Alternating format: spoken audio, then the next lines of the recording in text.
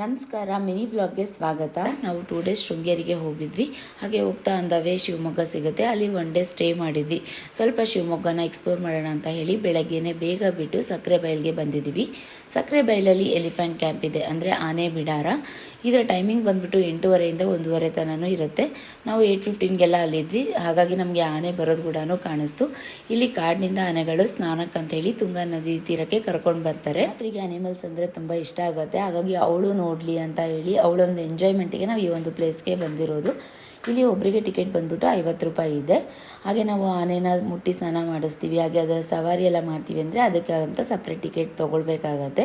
ಅವಳು ಆನೆನ ನೋಡಿ ಎಂಜಾಯ್ ಮಾಡಿದ್ಲು, ಆದರೆ ಅದನ್ನು ಮುಟ್ಟೋದಕ್ಕೆ ತುಂಬಾ ಭಯ ಬಿದ್ಲು.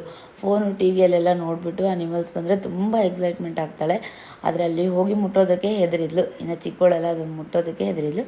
ಹಾಗೆ ಅನಿಮಲ್ಸ್ ಲವರ್ ಇದ್ರು ಅಂತಂದ್ರೆ ಅವ್ರಿಗೆ ಈ ಪ್ಲೇಸ್ ಇಷ್ಟ ಆಗುತ್ತೆ.